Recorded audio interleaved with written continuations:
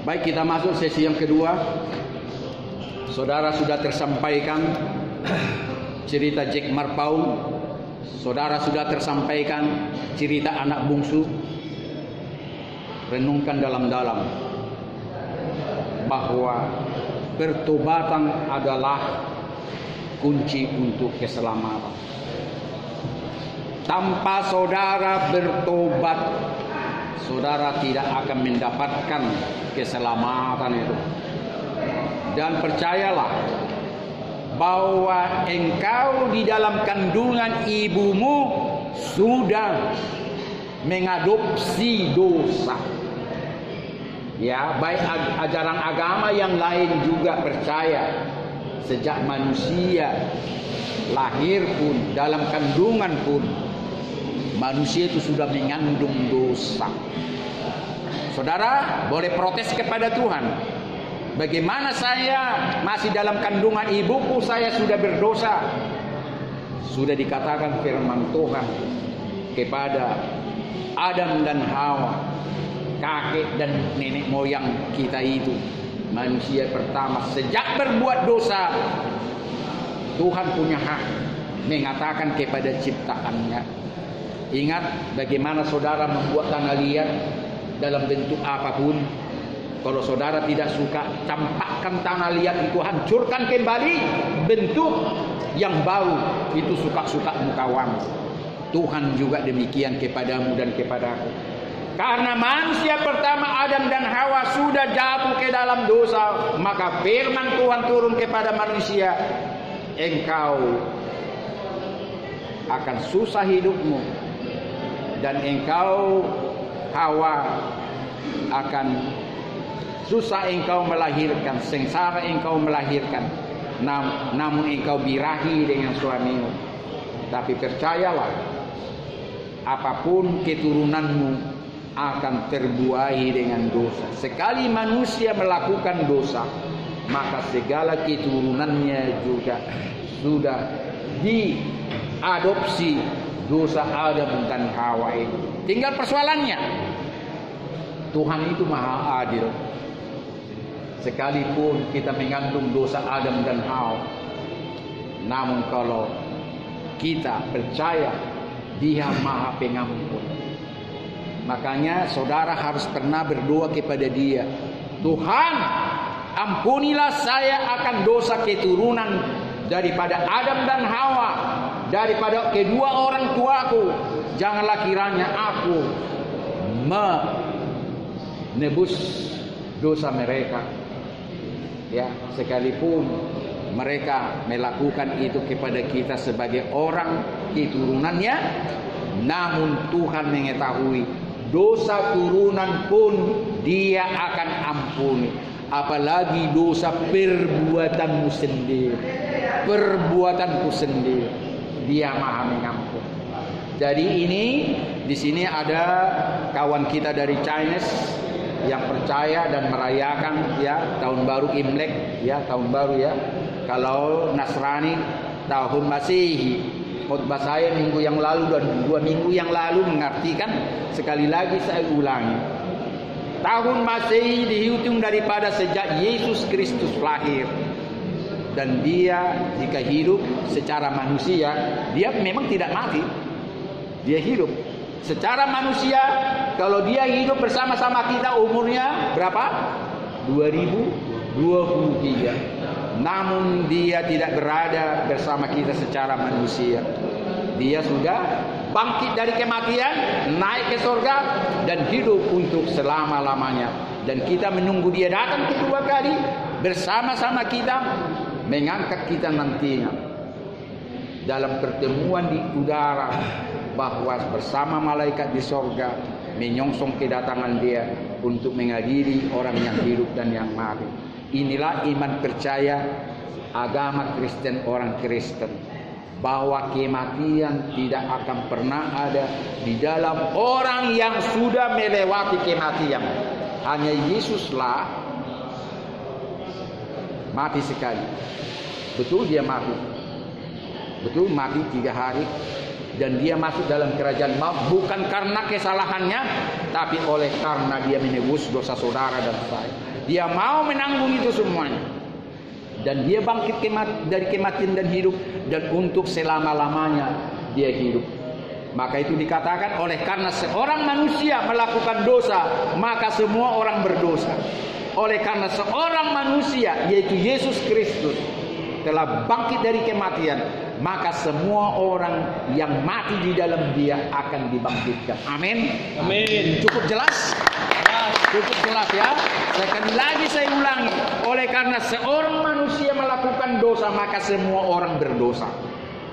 Namun oleh karena seorang manusia telah mengalahkan kematian, bangkit dari kematian, maka semua orang akan dibangkitkan dan hidup untuk selama-lamanya yang percaya dan tinggal di dalam dia. Amin. Amin. Jadi tidak susah-susah soal memahami ini. Kalau saudara memberikan hatimu, itu sudah 90%. Ya, saudara baca pun ini dari Kejadian sampai Wahyu. Siapa yang bisa tanpa membaca mengatakan Kejadian sampai Wahyu? Ada Kejadian, Keluaran, Imamat, Bilangan, Ulangan, Yosua, Hakim, Rut, pertama Samuel, kedua Samuel, pertama Raja-Raja, kedua Raja, pertama Tawar, Esra, Nehemia, Esra, Ayub, Mazmur, Amsal, Khotbah, Kidung, Agung, Yesaya, Yeremia, Nuduk, Yeremia, Yeskiel, Daniel, Hosea, Joel, Amos, Obadiah, Yunus, Mika, Nahum, Habakkuk, Yefanya, Hagai, Zakaria, Maleaki. Coba, nggak bisa? Masih beragama Kristen. Kalau saudara orang Kristen ingin bisa mengatakan itu seperti saya, tidak harus jadi pendeta, karena banyak pendeta pun tidak sanggup mengatakan itu. Ya, jangan katakan karena saya pendeta, karena saya rindu. Matius, Markus, Lukas, Yohanes, Kisah Para Rasul. Ya. Sudah, Roma, pertama Korintus, 2 Korintus, Galatia, Efesus, Filipi, Kolose, pertama Tesalonika, 2 Tesalonika, pertama Timotius, 2 Timotius, Titus, Filemon, Ibrani, Yakobus, pertama Petrus, 2 Petrus, pertama Yohanes, 2 Yohanes, 3 Yohanes, Yudas, Wahyu. Kalau roh Tuhan ada padamu kawan, tidak mustahil. Sekejap saudara tidak usah baca lagi, sudah bisa membaca buku sebanyak 66 buku ini. Sama sendiri saudara warga negara Indonesia tapi tidak bisa mengatakan Pancasila. Aneh bin ajaib, ajaib bin aneh. Sama dengan ini. Kalau saudara orang Kristen, saya yakin saudara rindu, maka itu saudara tidak cari lagi di perjanjian lama atau perjanjian baru. Lama atau baru ya? Saya harus katakan apa adanya kawan. Dan ketahuilah sejauh mana Kristenmu setelah saya menyampaikan kebenaran ini. Dan kalau saya tanyakan, berapa firman Tuhan yang saudara bisa lantunkan bukan baca? Mungkin saudara hanya 10 ya. Ada 10 tanpa membaca? Ada, nggak sampai ya, apalagi ratusan. Kalau saya tahun ini, jangan habis tahun 2023 ini minimal 1000 ayat. Kalau saya sekarang ini lebih kurang 800. Tapi tahun ini, kalau saya bisa nanti melantunkan Mazmur 119, 176 ayat itu, pasti sudah mencapai 1000 ayat. Baca nanti di situ Mazmur 119, 176 ayat itu. Tuhan, saya harus makan ini tanpa saya baca lagi. Maka itu saya khotbah di mana-mana, tidak usah bawa Alkitab lagi di dalam. Amin. Amin.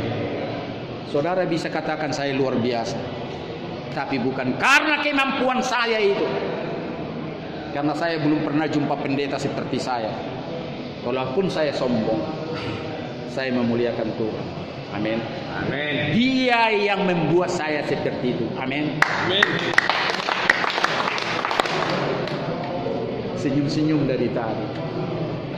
Pastilah Bapak ini, kekristenan saya rupanya masih segini dalamnya, tingginya.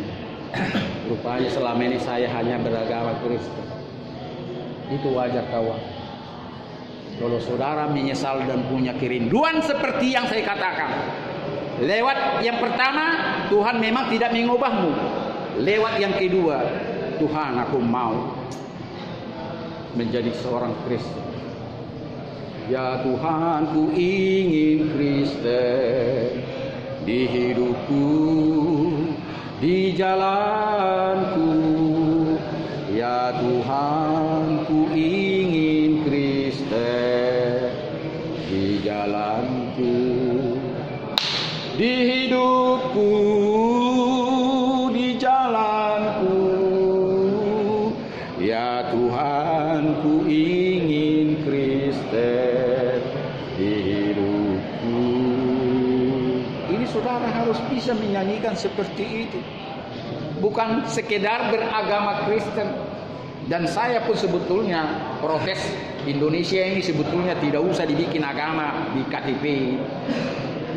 Enggak semua negara dibuat di agama apa itu.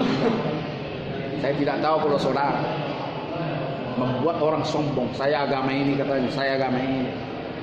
Sampai mau masuk Indeko saja ditanya itu, saudara agama apa?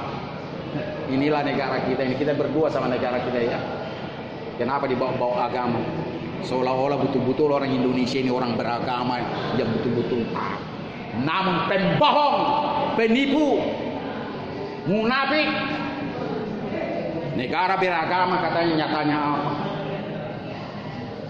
Tak usah sebetulnya ada disebut agama, tapi saudara menjalankan kebenaran, menjalankan kasih dan sebagainya. Ini membuat Indonesia terpuruk sampai sekarang ini dipersoalkan masalah agama. Kalau Indonesia mempersoalkan agama, semakin rukunlah sebetulnya. Amin. Ini enggak sampai sekarang terus pembahasan dan sebagainya. Buat apa itu dibahas? Amin. Puji Tuhan kalau saudara kita Chinese yang sudah dicanangkan Gus Dur, Gong Sifat Cai harus hari merah. Makanya Senin besok libur ya. Tetap sama almarhum ya. Gong Sifat Cai resmi ya, hari merah. Karena itu suatu agama yang diakui, termasuk agama yang lain. Dan kita harus sanggup mengatakan Gong Sifat Cai entah apapun caranya. Tidak salah. Saya tidak harus menjadi pengikut ajaran Buddha, tidak. Jadi saya minta sebelum kita tutup ini kawan, apa responmu kepada firman Tuhan sekarang? Itu yang paling penting. Luar biasa. Terus apa lagi? Selain luar biasa, saudara melihat Tuhan bukan melihat saya karena kemampuan saya, bukan kemampuan otak saya. Saya bolak-balik saya bilang sejarah nilai saya 4 nilai saya. Mata pelajaran sejarah. Otak saya ini sebetulnya akhirnya rendah.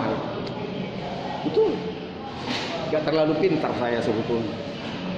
Tetapi kalau saudara takut akan Tuhan, diberikan hikmat dan kepintaran, melebihi orang yang IQ-nya paling tinggi sekalipun.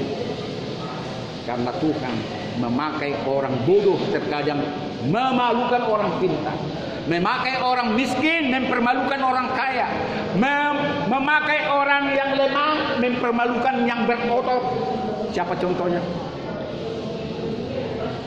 Yang berotot dikalahkan orang yang tak berotot. Raja Daud mengalahkan Goliat. Siapa lagi?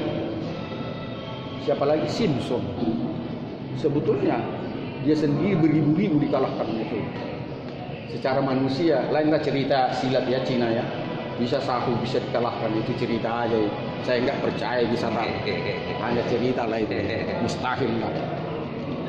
Itu cerita silat, ya kan? Tangan kosong bisa melawan semua tombak dan apa. Mustahil lah itu saya kira. Kita jangan beraneh, itu hanya cerita. Tapi kalau kisah di sini Simpson betul-betul nyata di sini dan masuk akal dan semuanya. Dan saya tidak melemahkan cerita film dari Cina itu, tidak. dan sebagainya. Film kita pun ada ya, adanya film Indonesia ya, di luar akal ya. Ya, oke. Ada pertanyaan sebelum kita tutup? Apa responmu? Siapa yang bersedia mengampuni orang yang berdosa kepada? Saya mau lihat wajahmu. Ada yang? Ibu mau? Siap? Jangan paksa. Saya pernah menangis di penjara. Sedikit lagi cerita saya. Sebelum saya memberkatimu dalam nama Tuhan, saya bilang, maukah engkau mengampuni orang bersalah kepadamu? Ada beberapa saya jumpa di penjara itu, bukan satu dua orang. Saya nggak siap Pak Pendeta, susah menceritakan pun aku tak bisa. Bagaimana engkau berdoa Bapa kami yang ada kata-katanya, Bapa ampunilah kami seperti kami mengampuni orang yang bersalah kepada kami. Kau egois. Lebih bagus engkau tidak berdoa doa Bapa kami yang diajarkan oleh Yesus dalam kitab ini. Karena ada kata-kata di dalam, sekali lagi saya katakan, ampunilah aku, ampunilah kami seperti aku dan kami mengampuni orang yang bersalah kepada kami dan aku. Tapi engkau tidak mau mengampuni orang bersalah. Ada akhirnya mau mengampuni, tapi ada sampai sekarang tu ingat tak mau. Tapi saya doakan dia. Saya tidak banyak waktu di penjara ini, saya berdoa kepadamu Roh Kudus. Senang kepadamu dengan kejujuranmu. Memang engkau sakit hati, terlalu sakit, sehingga engkau tidak bisa mengampuni orang yang bersalah kepadamu. Tuhan tahu itu. Tuhan tahu itu. Tetapi bagaimana Tuhan mau mengampuni dosamu, engkau tidak mau mengampuni orang yang bersalah kepadamu. Baca nanti Markus 11. Tolong kita buka Markus 11 ayat 24.